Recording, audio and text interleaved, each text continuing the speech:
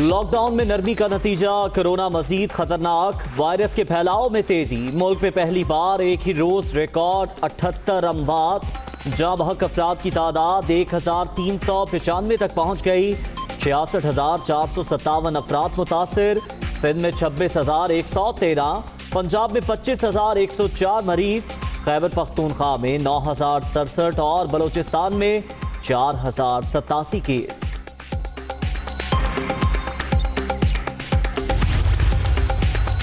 خدشات سچ ثابت، عید کے بعد کورونا کیسز کی بھرمار، شرح 23% تک پہنچ گئی، وائرس پھیلتے ہی اسپتالوں میں صورتحال پریشان کن، جگہ کم پڑنے لگی، فرنٹ لائن پر لڑنے والوں کی زندگی بھی خطرے سے دوچار۔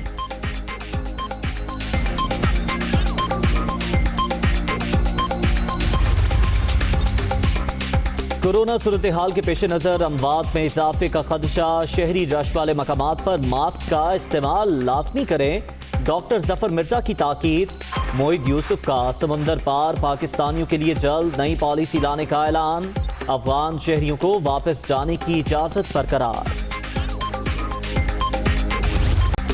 31 مئی کے بعد لاک ڈاؤن سخت ہوگا یا نرم، قومی رابطہ کمیٹی کے اجلاس کا شیڈول تبدیل، بڑے فیصلوں کے لیے بڑی بیٹھک اب اتوار کی بجائے پیر کو ہوگی۔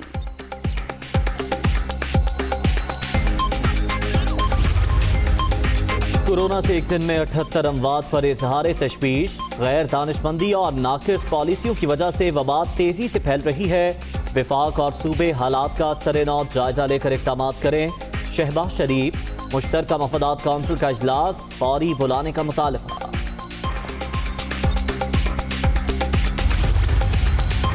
کورونا پوری دنیا میں تباہی مچا رہا ہے، شہباز شریف صاحب برائے مہربانی اس پر سیاست نہ کریں، حکومت کو وبا سے نمٹنے دیں، جھوٹ بول کر لندن جانے والوں نے قوم کو بے وقوف سمجھ رکھا ہے، کرپشن کا حساب دینا پڑے گا، شہباز گل کا رد عمل۔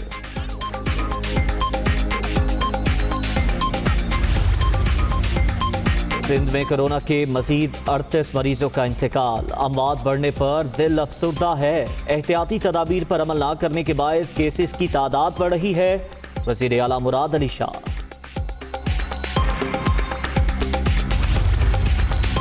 وزیر اعلیٰ پنجاب کی زیر صدارت اجلاس، منہ اور ناک ڈھانپنے کی پابندی پر عمل درآمد یقینی بنانے کا فیصلہ، پبلک سروس کمیشن کو 1000 لیڈی ڈاکٹرز کے انٹرویوز کی اجازت، ریسٹورنٹس کھولنے سے متعلق وفاقی پالیسی پر عمل ہوگا، عثمان بزدار۔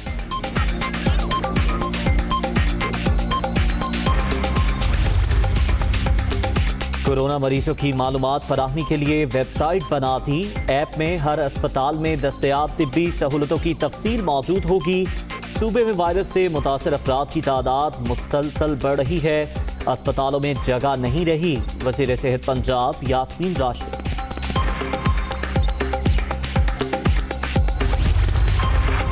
اسلام آباد میں بھی صورتحال سنگین، کیسز کی تعداد 3000 سے تجاوز کر گئی، وفاقی اسپتالوں میں گنجائش ختم ہو جائے گی، قرنطینہ سینٹرز کی استعداد اور وینٹیلیٹرز کی کمی سے متعلق رپورٹ وزارت داخلہ میں جمع۔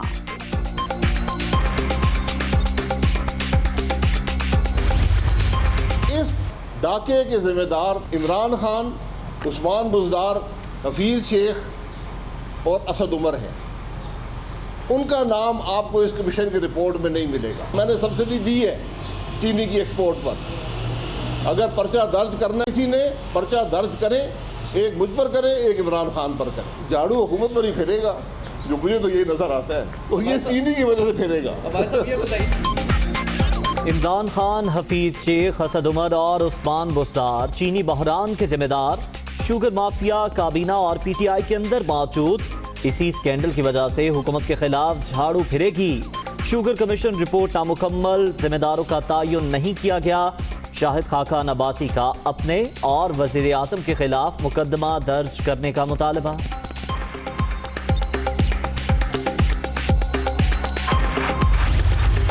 ایٹمی دھماکہ راجہ ظفر الحق نے کیا،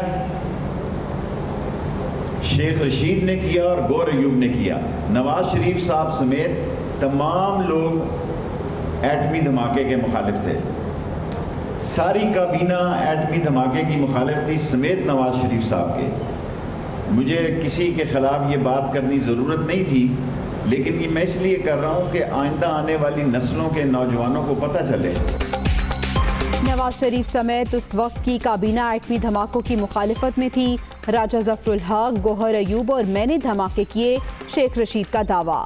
آئندہ 90 دن پاکستانی سیاست میں انتہائی اہم، وزیر اعظم آتا چینی چوروں کو نہیں چھوڑیں گے، وفاقی وزیر ریلوے۔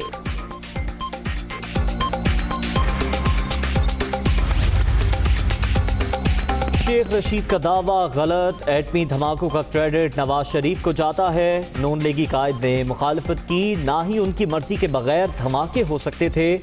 راجہ ظفر الحق کا رد عمل۔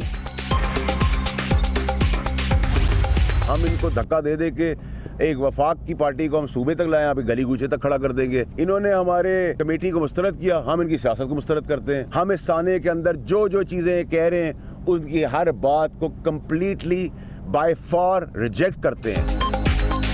طیارہ حادثے پر سندھ حکومت نے تعصب کی سیاست کی۔ کورونا کے دوران سائنس سرکار کی راشن کی تقسیم نظر نہیں آئی، فیصل وابڈا کی تنقید۔ صوبے میں سیاسی بنیادوں پر بنائے گئے ہائیڈرینٹس بند کرنے کا مطالبہ۔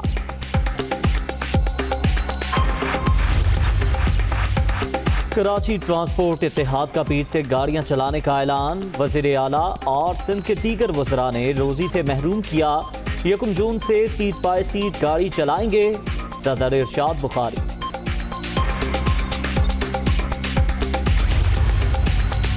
میئر اسلام آباد کی بحالی کا فیصلہ چیلنج، وفاق نے اسلام آباد ہائی کورٹ سنگل بینچ کے فیصلے کے خلاف انٹرا کورٹ اپیل دائر کر دی۔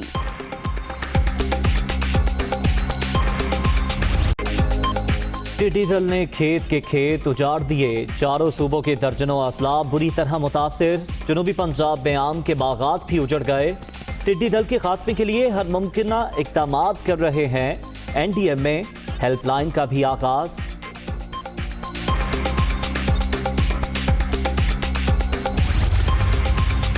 ٹڈی دل پر کنٹرول کے لیے متعلقہ ادارے ایکٹیو، فصلوں پر اثرات تخمینہ شدہ نقصانات کے 1% سے بھی کم ہیں۔ معیشت پر حملہ آور سیاسی ٹڈی دل عناصر کے خلاف بھی احتسابی سپرے ضروری ہے، فیاض الحسن چوہان۔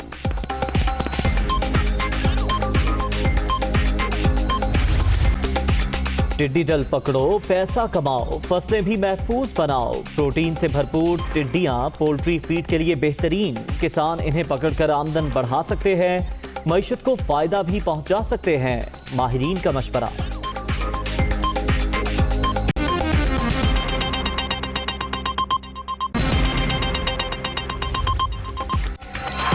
السلام علیکم، دنیا نیوز کے ساتھ میں ہوں عزیر ملک۔ میں ہوں جویریہ زید۔ ہیڈ لائنز آپ نے جانی، حاضر ہوں گے اس بریک کے بعد۔ بلیٹن کے آغاز میں آپ کو بتائیں کہ لاک ڈاؤن میں نرمی سے صورتحال انتہائی خراب ہونے لگی ہے۔ ملک بھر میں کورونا سے ایک ہی روز میں ریکارڈ 78 افراد جاں بحق ہونے کے بعد تعداد 1395 ہو گئی ہے۔ مہلک وبا سے مزید 2429 افراد متاثر ہوئے، جس کے بعد مریضوں کی تعداد 66,457 تک پہنچ گئی۔ ملک میں اب تک 24,131 افراد صحت یاب ہوئے۔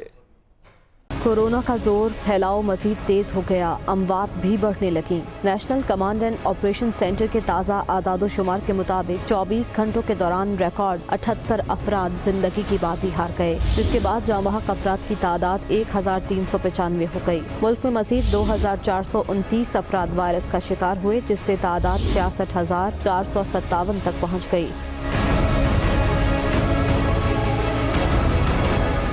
سندھ میں 26,113، پنجاب 24,104، خیبر پختونخوا میں 9,067 مریض زیر علاج ہیں، بلوچستان میں 4,087، گلگت بلتستان 660، اسلام آباد 2,192 اور آزاد کشمیر میں 234 کیسز سامنے آ چکے ہیں۔ ملک بھر میں صحت یاب ہونے والوں کی تعداد 24,131 تک پہنچ گئی۔ 24 گھنٹوں کے دوران 12,020 افراد کے ٹیسٹ ہوئے، جس کے بعد ٹیسٹوں کی مجموعی تعداد 5,32,037 ہو گئی۔ براہ راست آپ کو لاہور لیے چلیں گے، جہاں معاون خصوصی برائے احتساب شہزاد اکبر نیوز کانفرنس کر رہے ہیں۔ لیکن آج دوبارہ اس پہ بات کرنے کا مقصد 2 وجوہات ہیں۔ ایک تو یہ ہے کہ یہ چونکہ رپورٹ آپ دیکھ سکتے ہیں، کافی تفصیلی رپورٹ ہے، اس کے اندر بہت ساری چیزیں ہیں، پوری ایک چارٹ شیٹ بھی ہے، بڑے حیران کن انکشافات بھی ہیں اور اس کے ساتھ ساتھ بڑے پریشان کن چیزیں بھی ہیں اس کے اندر، جو نظام کی بہتری کو کرنے کے لیے بہت ضروری ہے۔ اس رپورٹ کے آنے کے بعد ایک جو مخصوص دھڑا ہے وہ تمام جماعتوں میں ہی ہے، لیکن بالخصوص پاکستان مسلم لیگ نون، کیونکہ ان کے کارناموں کے تو بہت ساری لمبی داستانیں ہیں اس کے اندر، انہیں یا تو شاید یہ رپورٹ سمجھ نہیں آ رہی یا وہ سمجھنا چاہتے نہیں ہیں اور قوم کو گمراہ کرنے کی کوشش کر رہے ہیں۔ اس کی ایک آج بڑی میں سمجھتا ہوں، میں تو پہلے اس شخصیت کو سمجھتا تھا یہ بڑے ریفائنڈ امریکہ کے فاروق التحصیل ہیں، لیکن اب کچھ اب سے 2 گھنٹے پہلے جب انہیں میں نے آج سفید جھوٹ بولتے سنا تو مجھے بڑا افسوس ہوا۔ تو میں نے کہا کہ جی میں دوبارہ سے ان کی شاید انہیں سمجھ نہ آئی ہو اور انہوں نے یہ شاید غلطی میں یہ چیزیں بولی ہوں، تو میں دوبارہ سے ان کے گوشت گزار کر دیتا ہوں، لیکن اگر اس کے بعد بھی وہ باز نہیں آتے تو اس کا مطلب ہے کہ وہ پھر واقعتاً جھوٹ بول رہے ہیں اور بار بار جھوٹ بولتے ہیں۔ رپورٹ آپ کے سامنے ہے، رپورٹ ہر کوئی پڑھ سکتا ہے، اس کے اندر چیزیں واضح لکھی ہوئی ہیں۔ تو آج شاہد خاقان عباسی صاحب نے جو اپنی ایک پریس کانفرنس کی شوگر کمیشن کی رپورٹ کو لے کے، تو جو ایک یوزول پریکٹس ہوتی ہے کہ سب سے پہلے تو کہہ دو جی کہ کمیشن ہی ٹھیک نہیں ہے، جی کمیشن یہ بنتے ہیں لوگوں کو صفائی کرنے کے لیے، ضرور ایسے کمیشن بنتے تھے آپ کے دور میں۔ اس کمیشن کی رپورٹ کو لے کے میرٹ کے اوپر کوئی بھی آپ بات کرنا چاہیں تو اس کے اندر تمام چیزیں جس طرح سے سامنے آئی ہیں اس سے پہلے کبھی اس کی مثال نہیں ملتی، لیکن جو باتیں شاہد خاقان عباسی صاحب نے کی ہیں اور میں بھی آپ کے سامنے ثابت کروں گا کہ کس طرح سے وہ جھوٹ بولتے ہیں اور تواتر سے جھوٹ بول رہے ہیں اس معاملے کو لے کے۔ پہلے انہوں نے کہا جی کہ کمیشن کو تو صرف یہ مقرر کرنا تھا کہ قیمتیں کیوں بڑھی۔ میرے بھائی کمیشن کے 12-13 ٹی او آرز تھے، ہر ایک ٹی او آر کا انہوں نے جواب دینا تھا، جس میں سے ایک ٹی او آر تھا کہ قیمتیں کیوں بڑھی، اور ساتھ انہوں نے یہ فرمایا کہ جی قیمتیں بڑھنے کی وجہ ایکسپورٹ کی اجازت دینا تھی۔ اب یہ وہ بات ہے جس کے اوپر میں ان کو اعلانیہ طور پہ کہہ رہا ہوں کہ وہ جھوٹ بول رہے ہیں، کیونکہ اگر انہوں نے یہ کمیشن کی رپورٹ پڑھی ہوتی اور اگر پڑھنے کے باوجود وہ ایسی بات کر رہے ہیں اور وہ لوگوں کو گمراہ کر رہے ہیں تو وہ ایسی بات نہ کرتے۔ اس کمیشن کے پیرا نمبر 231 میں جو کہ صفحہ نمبر 71 پہ ہے، اس کے اندر واضح طور پہ لکھا ہوا ہے کہ جس وقت ایکسپورٹ کی اجازت 2018-19 میں دی گئی، ملک میں وافر چینی موجود تھی اور وہ سرپلس سٹاک تھا جس کو ایکسپورٹ کرنے کی اجازت دی گئی۔ The Commission is of the view that it is correct that the country was in need of foreign exchange، یعنی کہ زر مبادلہ کے لیے ایکسپورٹ کرنی تھی، اس کے لیے اجازت دی گئی، and there were prima facie sufficient stocks of sugar available for export، یعنی کہ ایکسپورٹ کے لیے وافر آپ کے پاس ملک میں سٹاکس موجود تھے۔ تو یہ کہنا کہ جی وزیر اعظم سے یہ سوال نہیں کیا گیا، یہ سراسر غلط بات ہے، بے بنیاد بات ہے۔ Hi, it's Sayyeda Shanaz here. Thank you for watching Dunya News. For more videos and updates, don't forget to click the subscribe button. Keep watching Dunya News.